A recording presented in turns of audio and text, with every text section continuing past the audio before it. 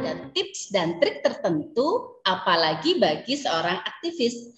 Nah, pengen tahu bagaimana tips dan triknya? Ikuti Ngopi Bareng Ana.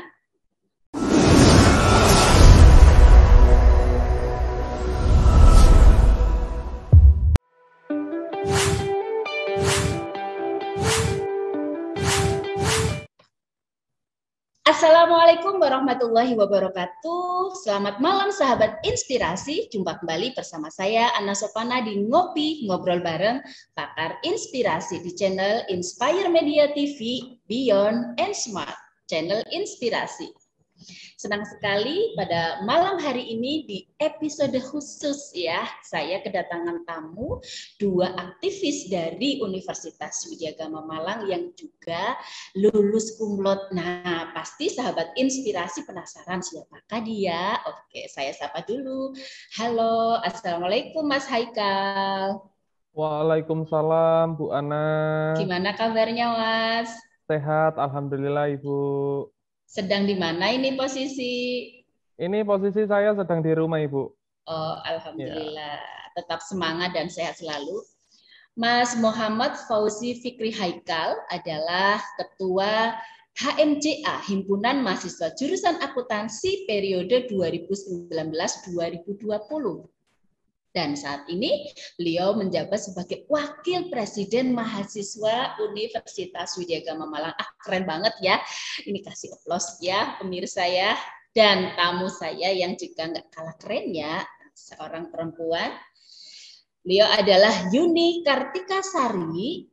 Halo, Assalamualaikum Mbak Tika. Waalaikumsalam Bu Ana. Bagaimana kabarnya hari ini? Alhamdulillah luar biasa. Semangat. Oke. Baik, Mbak Tika adalah mantan Wakil Ketua HMCA periode 2019 dan juga 2020 dan saat ini menjabat sebagai Gubernur di BEM Fakultas Ekonomi dan Bisnis Universitas Widyagama Malang. Wow, ini tentunya orang-orang hebat, mahasiswa hebat yang pasti punya banyak mimpi dan cita-cita untuk menjadi orang sukses. Baik, Mbak Tika dan Mas Haikal, malam hari ini kita akan bincang-bincang dan sambil biasa nih, ngopi bareng Ana nih. Jadi, Mas Haikal ngopi nggak malam ini? Iya. Nanti saya kirimi kopi bareng Ana ya. Jadi pemirsa, nggak enak dong kalau kita hanya ngopi, kita akan diskusi khususnya untuk mahasiswa bagaimana tips dan triknya menjadi aktivis yang lulus kumlot. Nah, saya nanya dulu, ini beneran nih lulus kumlot Mas Haikal dan Mbak Tika? Gimana mungkin bisa ceritain sedikit aktivitasnya dan juga kapan nih lulusnya?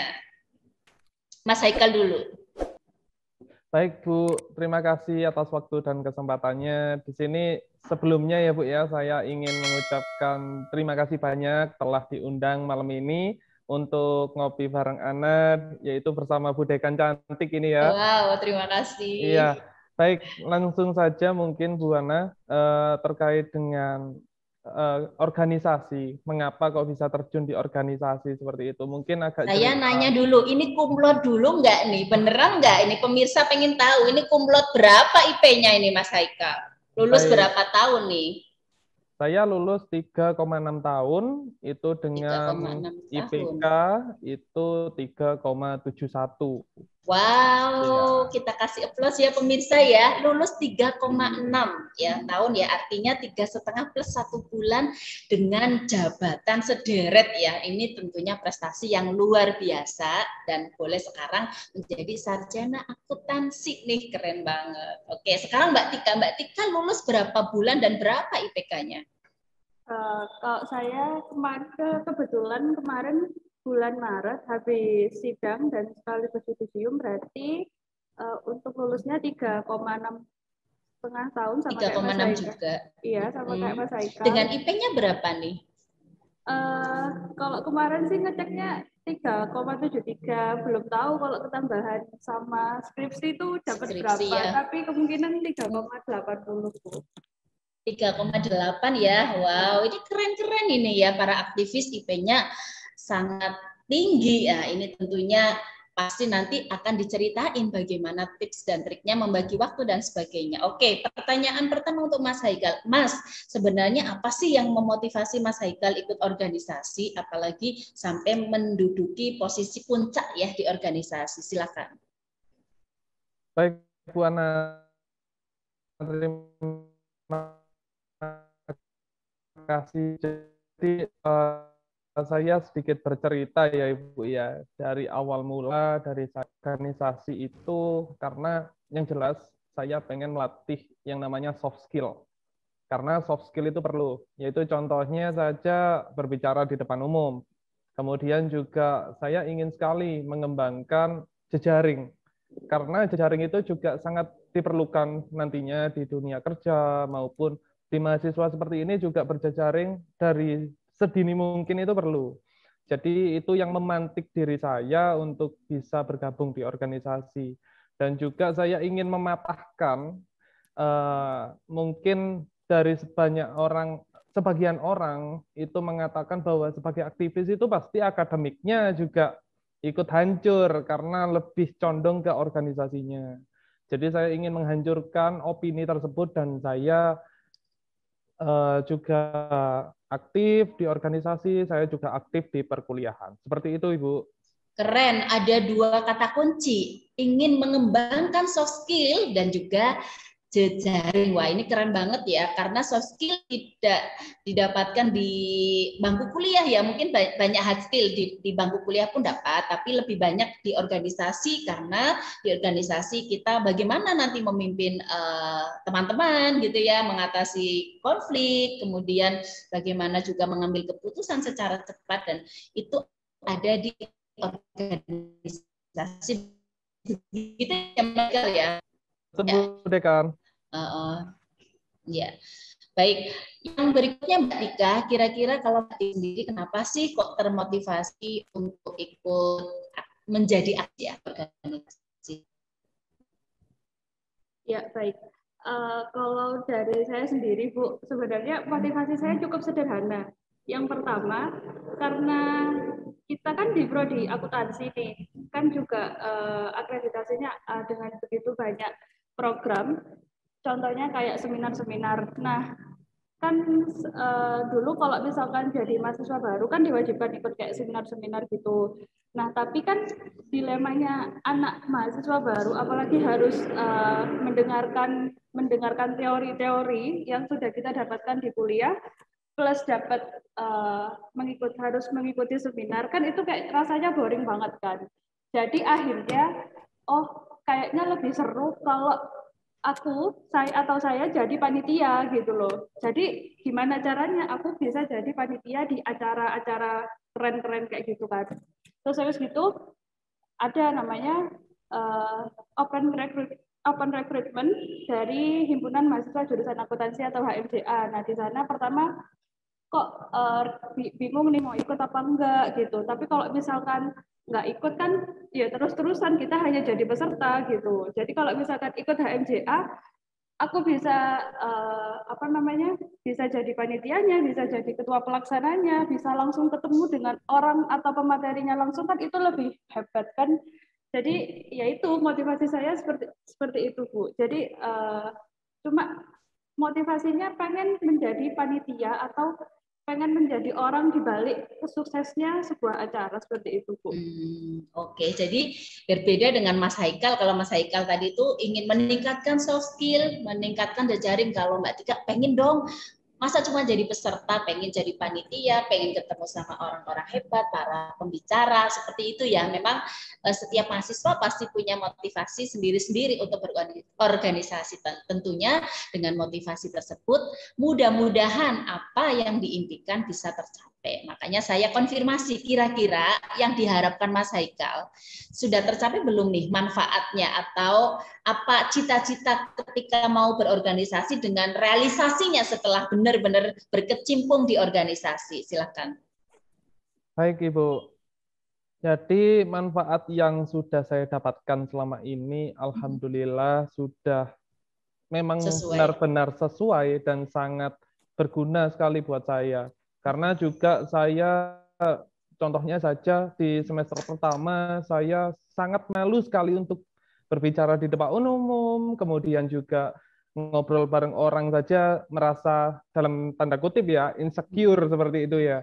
Jadi memang manfaatnya sangat kompleks sekali buat saya, terutama jejaring, karena alhamdulillah juga dengan jejaring saya mengenal mahasiswa dari luar universitas, kemudian dari luar kota, dari luar provinsi. Jadi itu semua saya dapatkan benar-benar pure yang menurut saya berkesan buat saya. Wow, keren ya. Jadi pemirsa, tidak sia-sia apa yang diimpikan Mas Haikal ketika mau berorganisasi ternyata tercapai ya, dan alhamdulillah berkah gitu ya. Artinya selain kemampuan soft skill, tadi di semester 2 nggak berani tampil di publik, sekarang sudah sangat pede, apalagi jadi wakil presiden mahasiswa, tentunya jabatan yang sangat mentereng begitu ya. Dan juga sekarang Mas Haikal juga aktif di IAI Muda Wilayah Malang Raya ya, dan tentunya ini jejaring akhirnya kenal banyak mahasiswa dari kampus lain, dari provinsi lain dan lain sebagainya, dan itu menandakan bahwa apa yang diimpikan tercapai dengan berorganisasi. Baik, keren banget Mas Haikal. Sekarang Mbak Tika sudah terwujud belum nih apa yang diimpikan ketika Mbak Tika pengen masuk organisasi dan sekarang sudah berkecimpung di organisasi? Mimpi dulu sudah tercapai belum nih ceritanya? Kalau mimpi sudah, jadi dulu tuh mimpi saya pengen jadi ketua panitia dan ketua pelaksana, dan selama satu periode saya belum pernah nih jadi ketua pelaksana atau ketua panitia. Jadi di periode selanjutnya saya malah menjadi ketua panitia dari seminar nasional dan Olimpiade Akuntansi se-Jawa Timur, dan itu merupakan gong dan acara terbesar dari organisasi yang saya ikuti. Jadi juga di balik itu saya juga bisa mengantarkan organisasi saya mendapatkan hibah dari Kemenristek Dikti senilai 5 juta. Jadi keren banget nih sahabat inspirasi. Wow, dapat hibah menjadi ketua pelaksana dan didanai oleh Dikti. Ini sebuah prestasi luar biasa ya.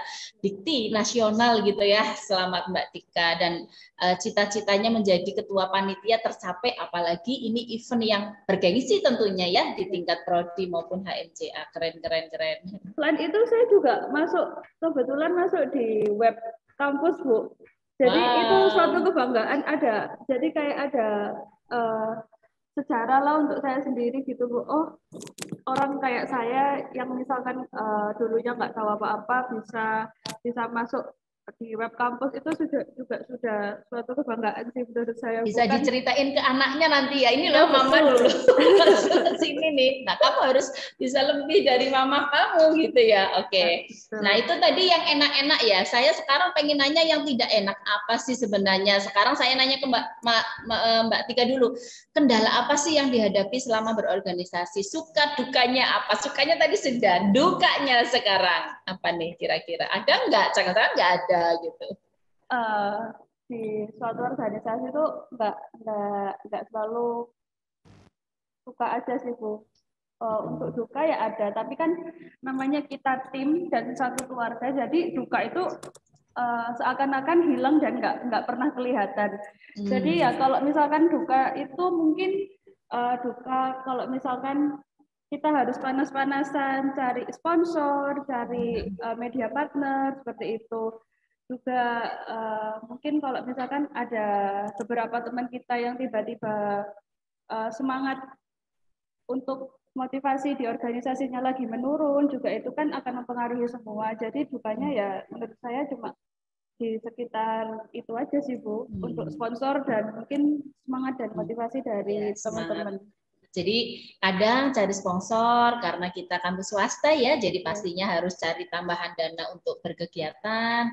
Kemudian tadi ketika timnya sedang down gitu ya, seorang kita sebagai pimpinan harus bagaimana bisa menggerakkan kembali, itu diantara kendala gitu ya atau dukanya. Bagaimana dengan Mas Haikal? Apa yang dirasakan Mas Haikal kan saat ini memimpin jajaran di tingkat universitas ya, pastinya lebih banyak tanggung jawabnya. Nah, apa yang dirasakan Mas kendalanya, Mas? Baik Bu, jadi mungkin saya ceritanya dari awal saja ya Bu ya. Ya, Jadi silakan. di Himpunan Mahasiswa Jurusan Akuntansi, saya periode lalu kan jadi ketua umum. Kemudian Mbak Tika ini wakil saya di HMJA. Jadi Ya. memang di lingkup Himpunan Mahasiswa Jurusan Akuntansi saja sudah memang di semua organisasi ada konflik atau permasalahan itu sangat wajar sekali dan Betul.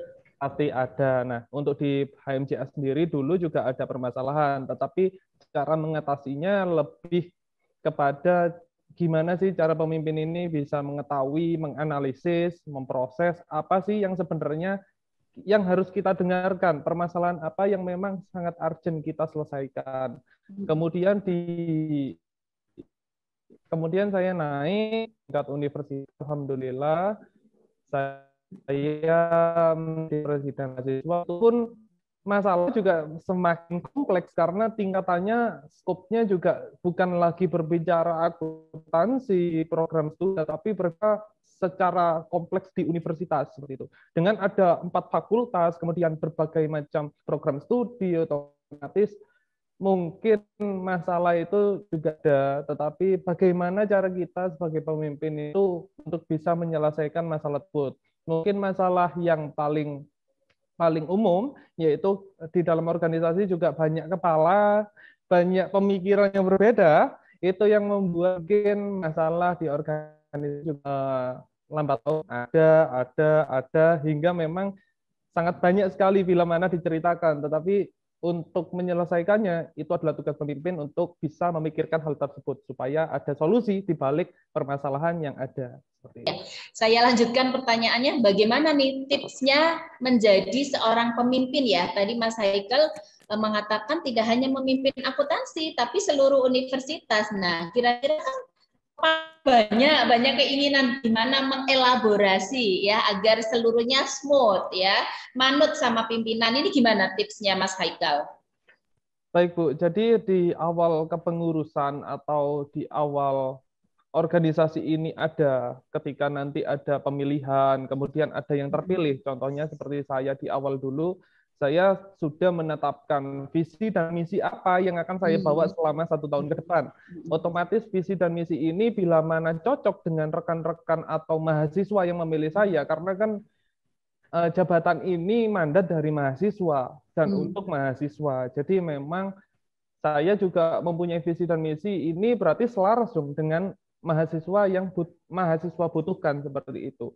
Jadi memang itu sih Bu yang bisa saya sampaikan. Jadi menetapkan visi misi, merangkul bersama ini loh tujuan organisasi kita. Ayo kita bersama-sama. Begitu ya Mas Haikal. Nah, kemudian bagaimana menanamkan teman-teman saudara tentunya sama-sama mencintai organisasi yang sama. Nah, mungkin dari Mas Haikal sendiri, gimana kok bisa sampai mencintai organisasi gitu? Apa yang ada di benak saudara bahwa organisasi adalah misal kedua seperti jatuh cinta, karena kalau kita sudah cinta kan dilakukan. Nah, apa yang ada dalam benak di mana rasa cinta dan juga tanggung jawab yang begitu besar gitu ya. Nah, apa sebenarnya kalau Mas Haikal? Baik Bu, jadi memang saya kembali lagi ingin bercerita bahwa di awal semester saya masih belum coba yang diskusi. Dengan mencoba, jadi akan terbiasa.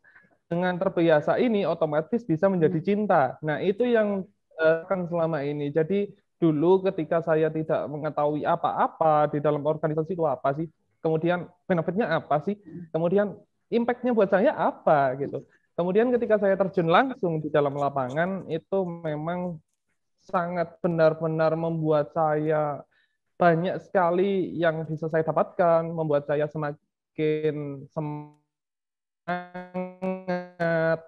Juga otomatis saya organisasi ini, kenapa sih saya sampai cinta? Karena memang di dalam organisasi itu kan lebih ke kekeluargaan, solidarity antara satu sama lain.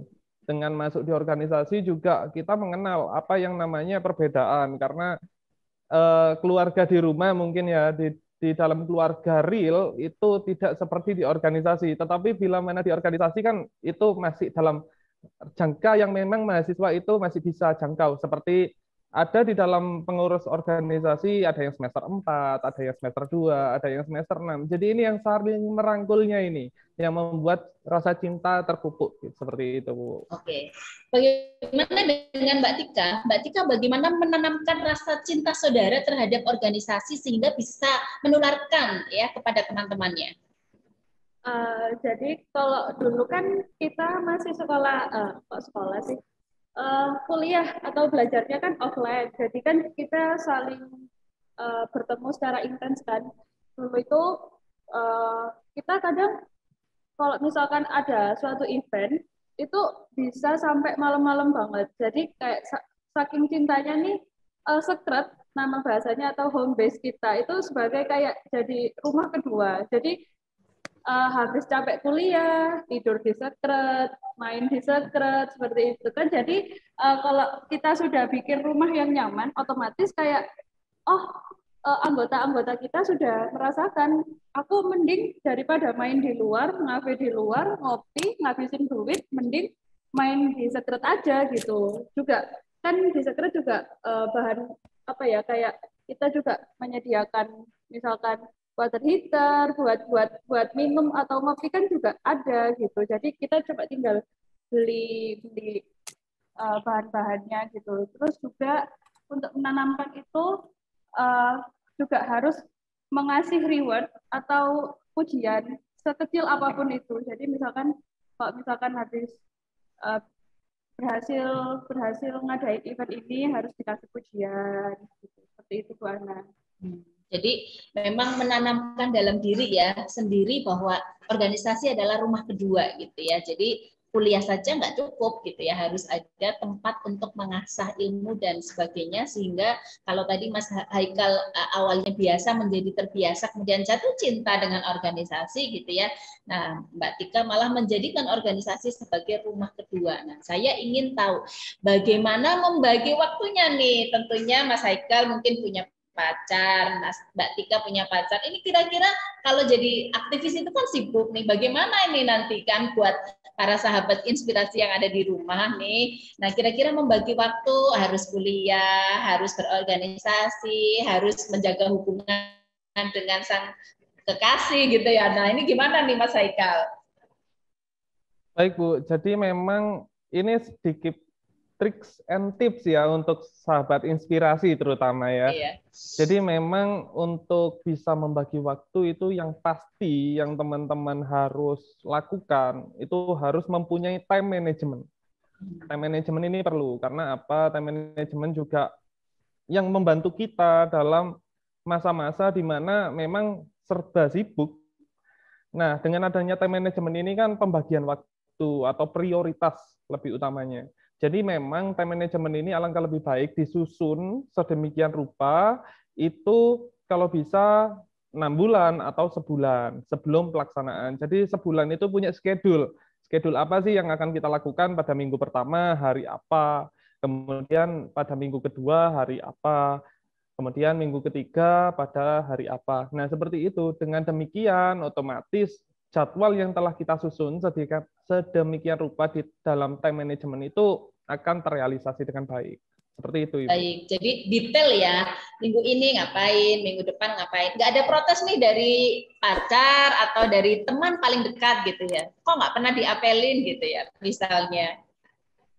Kalau masalah hubungan sih sebenarnya hubungan itu hanya itu Bu, simbolis. Tapi lebih kepada cara kita untuk bisa membaur. Mungkin pacar lagi sensi, tidak bisa bertemu, tetapi di sisi lain juga kita harus tahu lah apa sih yang kita kerjakan dan untuk apa yang kita kerjakan.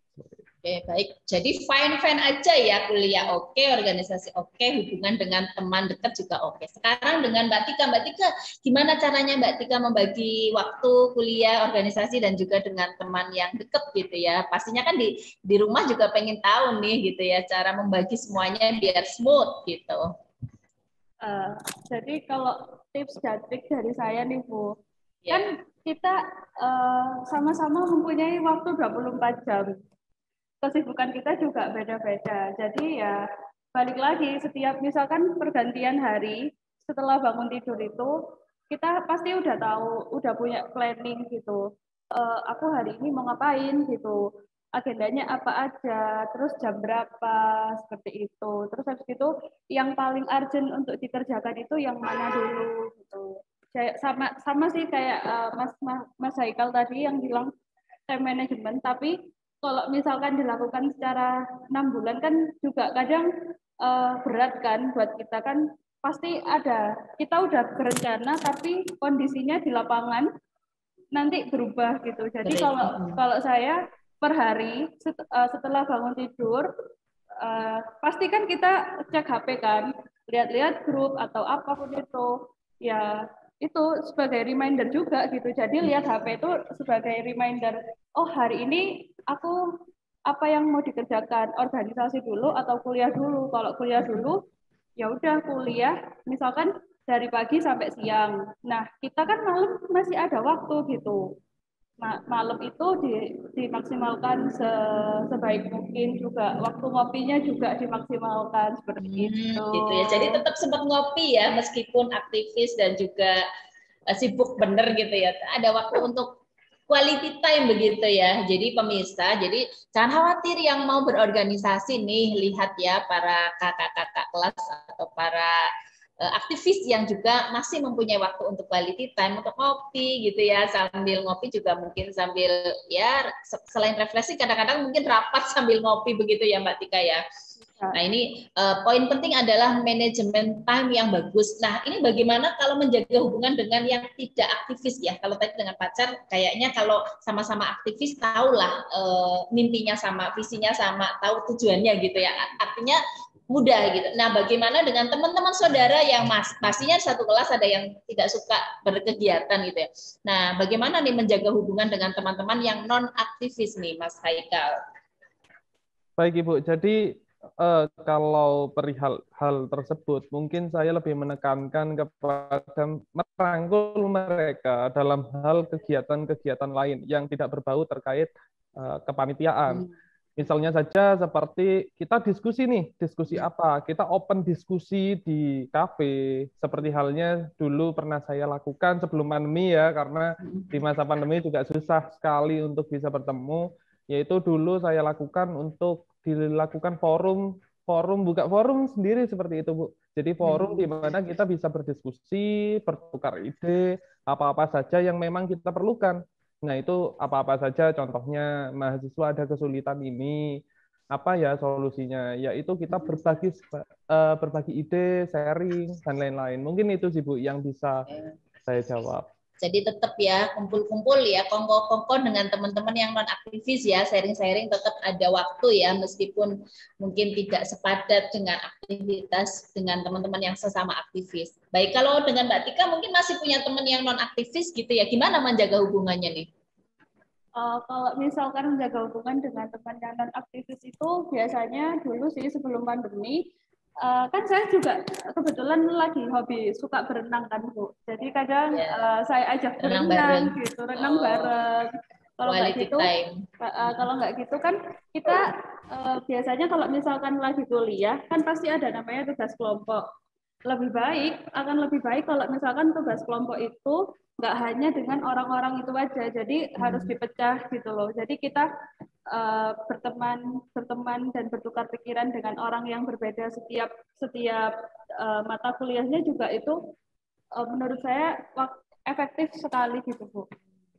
Baik, jadi ada waktu-waktu tertentu yang dibutuhkan untuk quality time dengan teman-temannya ya. Oke, jadi begitu ya teman-teman mahasiswa yang mau jadi aktivis, bagaimana bisa manajemen waktu yang baik dan juga mampu membagi waktunya ya, karena kita sama-sama hidup 24 jam ya, tergantung kita manage-nya seperti apa. Nah, untuk Mbak Tika, himbauan untuk para mahasiswa yang belum tergerak hatinya ikut organisasi, gimana nih Mbak Tika? Himbauan untuk adik-adik mungkin, atau khususnya yang masih semester 2 gitu ya, pastinya ayo kenapa sih harus ikut organisasi gitu ya, gimana Mbak Tika? Kalau saya sih yang pertama gini Bu, jadi kita harus memperbaiki dari organisasi kita. Jadi kita harus membuat organisasi kita atau rumah kita itu semenarik mungkin. Jadi misalkan dulu itu sempat beredar kalau misalkan kalau organisasi itu nggak boleh saling terikat. Jadi misalkan punya hubungan yang spesial gitu dengan lawan jenis. Kan dulu seperti itu kan Bu ya. Nah, kalau saya sekarang di BEM, saya udah bilang begini, kalau kalian nanti di tengah jalan ada merasakan kayak misalkan jatuh cinta atau rasa suka, itu diperbolehkan. Jadi hal itu sebenarnya wajar dan lumrah sekali menurut saya, dan itu sebagai motivasi sih Bu. Jadi di sisi lain bisa organisasinya lancar, juga hubungan juga bisa berjalan dengan baik. Selain itu juga bikin acara yang besar yang membuka open buat mereka gitu.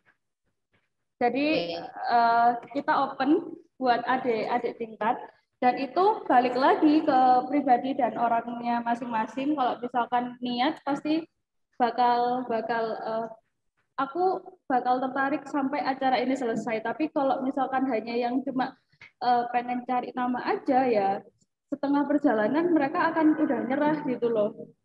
Seperti itu Bu. Dan buat adik-adik tingkat juga, ikut organisasi itu bukan suatu hal yang memperlambat atau mempersulit kita buat lulus cepat dan misalkan mendapatkan nilai IPK yang rendah. Tetapi menurut saya sih Bu, organisasi itu batu loncatan untuk mengenal dan terutama dosen nih Bu. Kan misalkan kalau kita udah dikenal dengan dosen, pasti dosen itu punya nilai plus tersendiri gitu. Jadi misalkan mungkin saya boleh jujur, nilai-nilai saya itu berkat bantuan dosen-dosen juga sebenarnya. Mereka kenal saya seperti itu Bu. Mungkin kalau untuk pengetahuan oke. Atau dosen-dosen kan juga pastinya kayak merasa, oh anak ini aktif sekali di organisasi. Jadi kalau misalkan diberikan nilai yang kurang bagus kan juga kasihan seperti itu Bu, kan sudah membantu kampus, membantu. Ya, ini Mbak Tika jujur ya. Jadi para mahasiswa, jadi jangan takut jadi aktivis itu nilainya rendah, karena dosen itu saya hanya meluruskan nilai itu tidak hanya nilai di kertas ya, tapi proses gitu ya. Jadi tidak hanya nilai ujian, proses pembelajaran di kelas, proses berorganisasi menjadi nilai plus gitu ya. Jadi bukannya dosen membantu, tetapi memang kalau jadi aktivis selain juga kenal dengan seluruh khalayak gitu ya, utamanya sivitas akademika, kenal dengan TU, kenal dengan dosen, pastinya kita juga semangat belajarnya lebih giat kan, malu kalau enggak bisa gitu ya. Kemudian tadi karena punya kemampuan public speaking yang bagus, maka di kelas juga aktif, menjawab pertanyaan, dan itu nilai plus tersendiri buat seorang dosen ya. Kayaknya sudah mindsetnya, oh ini aktivis, pinter ngomong, pinter berargumen gitu ya. Jadi tidak hanya untuk dapat nilai A itu harus pintar ujian, tapi prosesnya juga dinilai gitu. Iya, maksud saya gitu. Yes, jadi pemirsa jangan khawatir berorganisasi. Buktinya Mbak Tika juga lulus cum laude menjadi aktivis. Oke, sekarang dengan Mas Haikal, gimana Mas? Menghimbau agar adik-adik bisa ikut berorganisasi dan semangat untuk meraih prestasi. Silakan. Baik, Bu. Jadi memang untuk bisa bergabung organisasi sedini mungkin itu saya berikan rekomendasi, mari bergabung sedini mungkin, mumpung kalian juga memang masih baru untuk bisa mengenal organisasi itu apa dan benefitnya apa. Karena yang jelas organisasi itu banyak sekali benefit yang tidak kalian ketahui mungkin ya. Contoh saja seperti ini, saya pada semester pertama, saya ulang kembali Bu untuk bercerita. Semester pertama, semester kedua, saya memang pure, saya tidak tahu apa-apa. Saya jujur dari jurusan IPS ketika SMA, dan langsung bergabung di program studi akuntansi. Di awal itu saya meraba-raba, mata kuliah ini apa ya, untuk program studi ini maksudnya bagaimana ya tujuannya. Kemudian untuk implementasinya, saya beriringan waktu, saya juga bergabung di organisasi. Dari situ saya menemukan titik balik di mana oh ternyata program studi akuntansi itu maksudnya seperti ini, dan alhasil saya juga mendapatkan prestasi prestasinya misal kayak lolos PKM dari Kemenristek-Dikti, program kreativitas mahasiswa 2019, kemudian juga mengikuti kompetisi debat mahasiswa Indonesia di wilayah LL Dikti 7, kemudian juga tampil di Ciastek sebagai autor, kemudian juga banyak sekali lah Bu.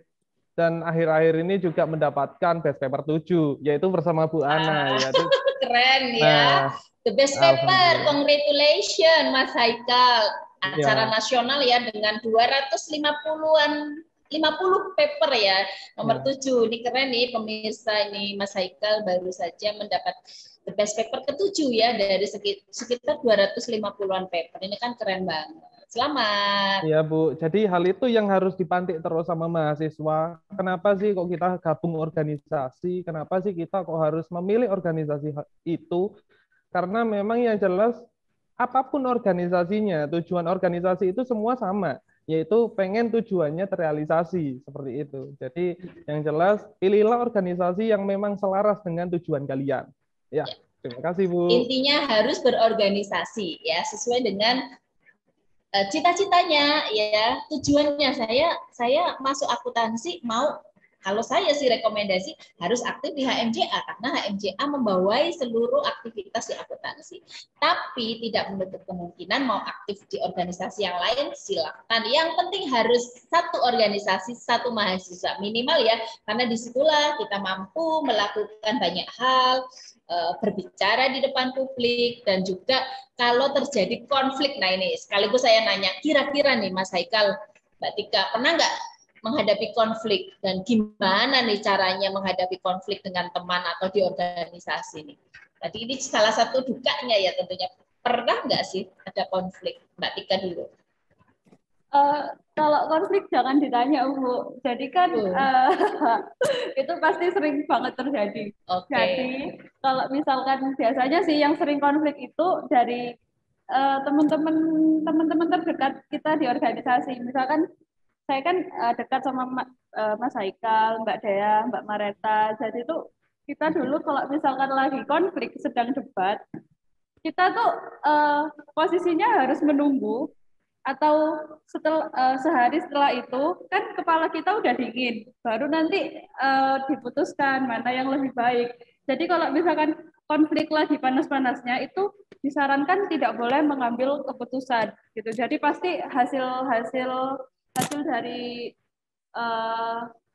keputusan yang diambil itu pasti ada efeknya. Jadi kalau misalkan kita ambil keputusan dengan kepala dingin, pastinya kayak, oh iya ya, sebenarnya ini nih harusnya kayak gini loh gitu.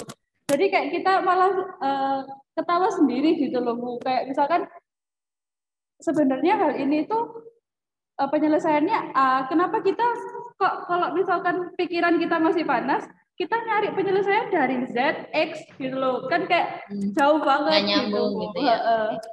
Jadi cara ngatasinya jangan ngambil keputusan ketika emosi, gitu pemirsa ya. Jadi ketika sedang konflik sama teman di organisasi, cooling down dulu ya, 1 hari kepala sudah adem baru ngambil keputusan. Itu benar sekali, saya setuju nih. Nah, bagaimana dengan Mas Haikal kalau terjadi konflik, apa yang biasanya Mas Haikal lakukan nih? Baik Bu, jadi ketika di organisasi yang pernah saya temui itu konflik atau masalah itu juga sering terjadi. Contohnya satu, Bu. Grundel di belakang. Nah, ini adalah salah satu contoh masalah yang ada di organisasi. Karena dengan adanya grundel di belakang atau memang di depan orang tersebut dia baik-baik saja, tetapi di belakang itu merasa orang ini ternyata nggak cocok buat gini, kayak menggibah di belakang kita. Nah, mungkin itu cara solusinya untuk menyelesaikan hal tersebut, yaitu yang pernah saya lakukan dulu, itu saya memanggil orang yang bersangkutan. Saya memanggil orang yang bersangkutan dan saya ajak komunikasi, kemudian apa sih kronologi sehingga kamu bisa melakukan hal tersebut, atau kamu merasa intimidasi seperti itu. Kemudian dia menjawab, dengan adanya interaksi seperti ini, otomatis hal tersebut juga sebagai solusi untuk bisa kita menemukan masalah apa yang memang harus kita identifikasi, kemudian apa sih solusinya untuk bisa mengembalikan dari hal yang memang ada masalah menjadi hal yang memang bermanfaat dan nanti baik-baikan semua. Karena tujuan kita kan selama satu periode itu juga banyak sekali tujuan yang ingin kita capai. Contohnya saja implementasinya dalam program kerja. Program kerja juga banyak sekali dalam satu periode. Jadi otomatis kalau ada masalah dibicarakan secara baik-baik, diungkapkan dan juga diselesaikan seperti itu. Jadi panggil, kemudian dekati, apa sih maumu gitu ya, kemudian baru diselesaikan. Intinya tidak ngerundel di belakang ya, tidak ada dusta ya, dipanggil, terbuka, selesaikan. Dan tentunya juga setelah kondisinya tidak panas lagi ya, sudah cooling down. Nah itu pemirsa, bagaimana cara mengatasi konflik jika terjadi di organisasi. Oke. Pertanyaan berikutnya nih, menurut seorang Tika dan Haikal, sebenarnya peran aktivis untuk mensupport lembaga kita ya, misalnya Universitas Widyagama, menurut kacamata kalian itu apa sih? Mbak Tika dulu, peran aktivis untuk lembaga Widyagama. Baik, Bu.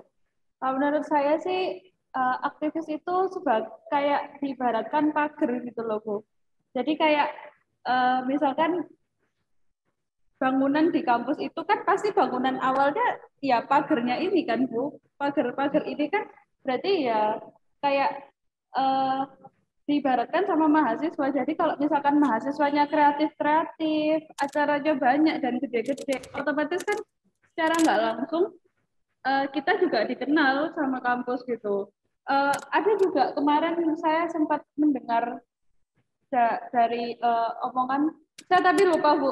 Jadi orangnya bilang kayak gini, wah Widyagama itu kampusnya kecil tapi acaranya kok bisa besar-besar gitu loh. Nah seperti itu Bu. Jadi kayak menurut saya ya itu garda terdepan lah intinya gitu. Ya. Kalau misalkan mahasiswa adalah garda terdepan ya untuk kemajuan kampus ya, karena mahasiswa adalah agent of change, perubah gitu ya. Wah ini sepakat nih saya nih.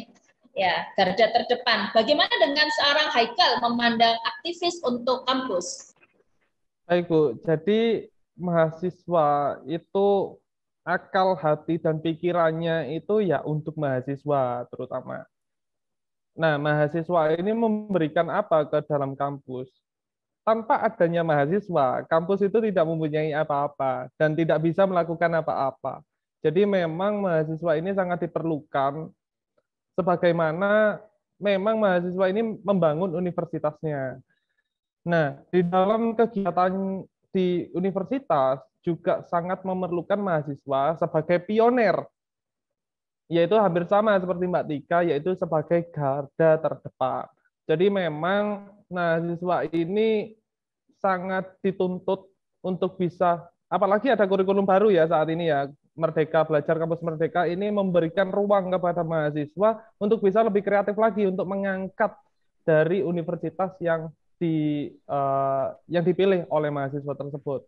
Dan juga satu lagi yang mungkin jangan dilupakan bahwa mahasiswa ini sebagai pertanda, bukan sebagai musuh dari universitas. Kadang soalnya universitas menganggap bahwa mahasiswa yang aktif atau yang aktivis terlalu vokal itu menurut mereka mungkin mengancam dari universitas. Padahal tidak. Universitas itu mahasiswa itu ingin sekali universitasnya perfect, universitasnya mau mendengarkan seluruh sivitasnya, apa sih yang memang harus universitas lakukan untuk mahasiswa dan mengerti keadaan dari mahasiswa itu sendiri.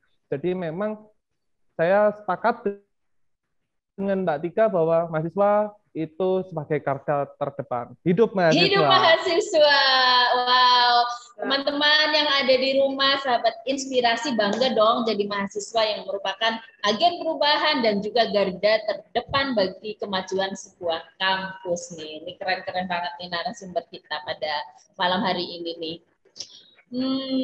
Apalagi nih pertanyaannya? Pertanyaan, karena tadi mahasiswa menjadi agen perubahan dari perspektifnya seorang Tika, seorang gubernur BEM, apakah pimpinan di tingkat fakultas sudah mensupport seperti harapan mahasiswa? Ya, jadi bagaimana? Karena tadi sudah memberikan statement bahwa mahasiswa adalah agen perubahan, garda terdepan. Bagaimana menurut Mbak Tika? Apakah dari pihak kampus ya, khususnya karena Mbak Tika gubernur, apakah di tingkat fakultas pimpinannya juga support? Artinya gatuk gitu ya, saling harmonisasi atau apa yang sebenarnya terjadi? Mungkin itu boleh deh diceritain.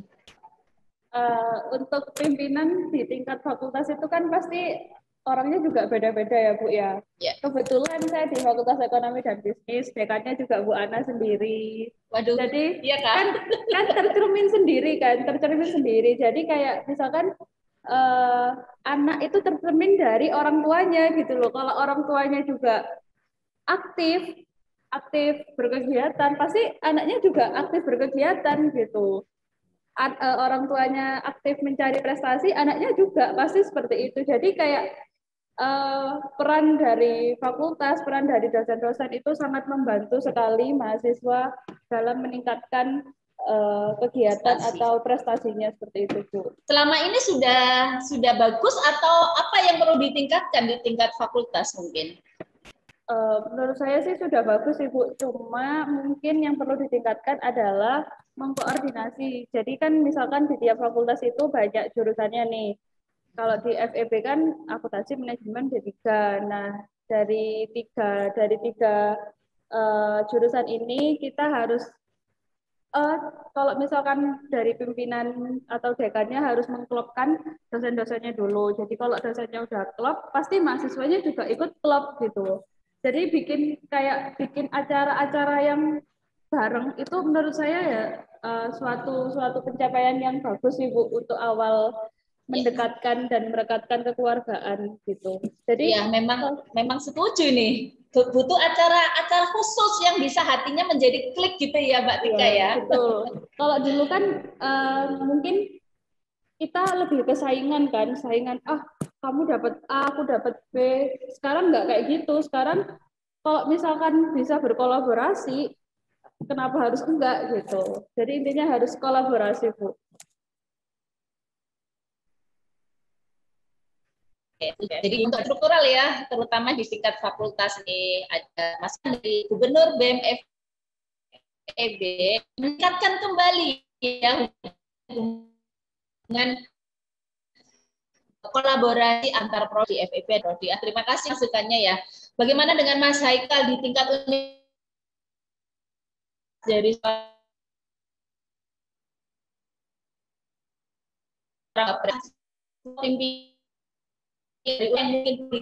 halo Mas Haikal, ya dari Mas Haikal dari ya tingkat universitas sudah bagus, bagaimana dengar suara saya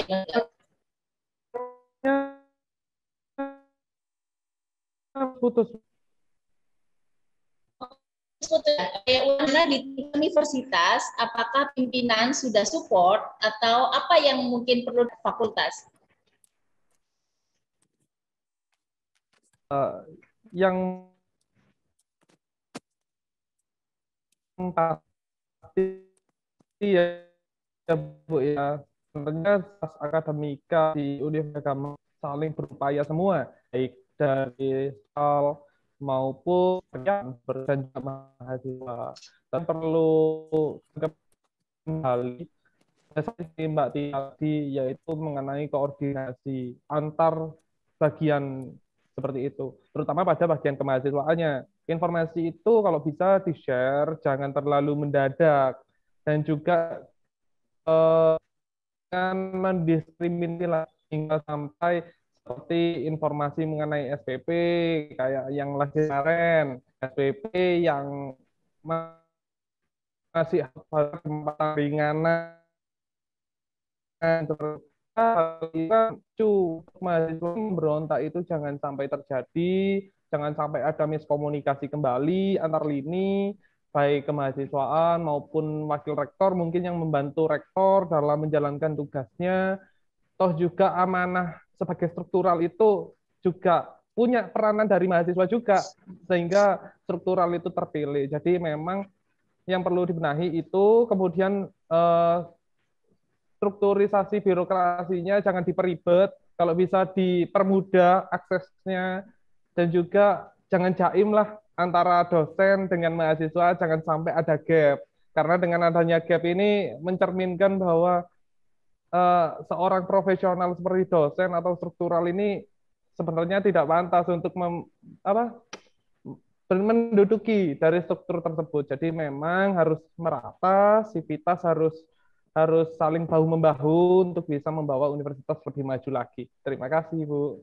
Wow, keren banget nih sarannya ya. Selain koordinasi, para dosen mungkin yang nonton acara hari ini tidak boleh jaim ya, tetap harus profesional dan juga tetap harus menjaga hubungan yang sangat baik dengan mahasiswa. Ini adalah permintaan dari Wapres ya, artinya suara-suara dari mahasiswa. Dan informasi tidak boleh terhenti ya, harus ada selalu informasi yang update dan cepat ya, jadi tidak mandek di satu lini. Oke, baik, karena kita dibatasi waktu, kita ada di ujung acara ngopi bareng anak.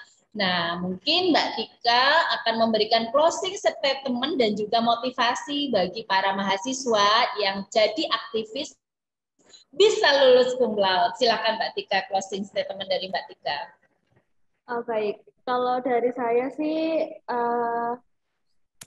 saya suka dengan statement waktu kita sama 24 jam, pergunakan dengan baik, pergunakan dengan hal-hal yang positif, karena kesempatan nggak datang 2 kali. Jadi selagi masih di kampus, selagi masih menjadi mahasiswa, dioptimalkan semaksimal mungkin, seperti itu, Bu. Gunakan waktu semaksimal mungkin ya untuk berkarya meraih cita-cita. Silakan Mas Haikal, closing statement untuk para mahasiswa yang ingin jadi aktivis tapi lulus cum laude juga. Silakan. Baik, Bu. Jadi memang sebagai aktivis kemudian punya keinginan untuk cum laude itu sebenarnya cukup mudah. Hal hebat itu sangat sederhana sekali untuk dicapai dengan syarat usaha, berdoa, dan juga jangan menyerah.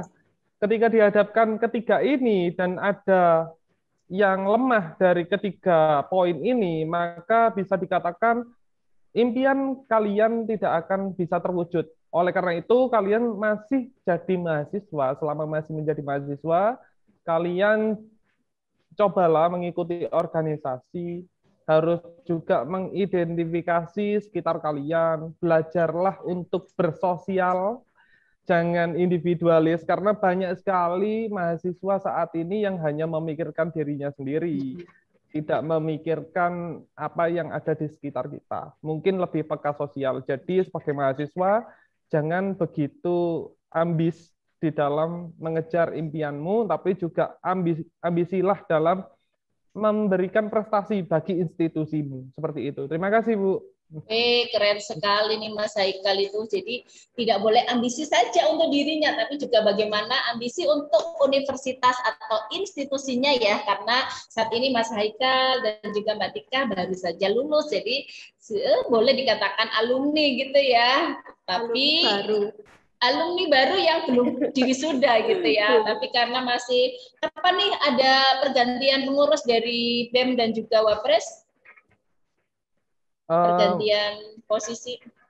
Mungkin untuk di Universitas Widya Gama, saya akan memberikan informasi, mungkin bocoran ya Bu ya. Jadi untuk informasi mengenai pemilihan organisasi baru itu akan dilakukan pada akhir-akhir ini, yaitu pada bulan April atau Mei, yaitu nanti akan diawali dulu dari pemilihan atau pemilu raya di tingkat universitas, yaitu presiden dan wakil presiden yang baru.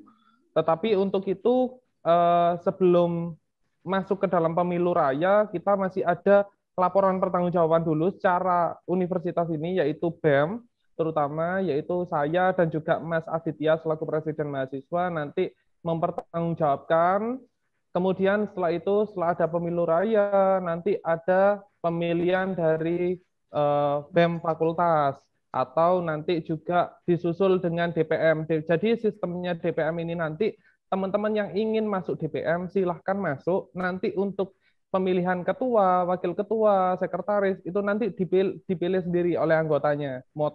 Mufakat seperti itu. Jadi nanti setelah fakultas selesai baru ke himpunan. Seperti itu. Baru setelah himpunan selesai, UKM secara rata. Seperti itu. Jadi presiden dulu ya, baru gubernur, baru HMCA. Ya. Insya Allah akhir April atau awal Mei ya, Mas Haikal ya. Iya Bu, itu untuk yang pemilu raya. Ya, baik. Mbak Tika mungkin ada tambahan informasi kapan nih lengser dari gubernur nih, kok kayaknya seneng jadi gubernur. Wow, bukan seneng, ini sebenarnya pengen lengser juga Bu. Balik lagi dari informasinya dari Mas Haikal tadi kan, kalau misalkan BEM Universitas kan bocorannya dari April atau Mei. Nah, mungkin kalau dari kita akhir Mei atau di awal Juni seperti itu, Bu. Jadi kita ikuti rules-nya, ikuti peraturannya dulu.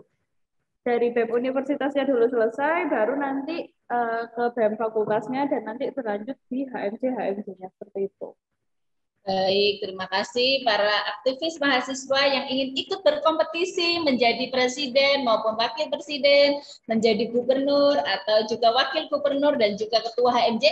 Siapkan diri saudara ya, tadi sudah dikasih tips dan trik bagaimana menjadi aktivis, sukses kuliah, sukses organisasi, insya Allah sukses masa depan.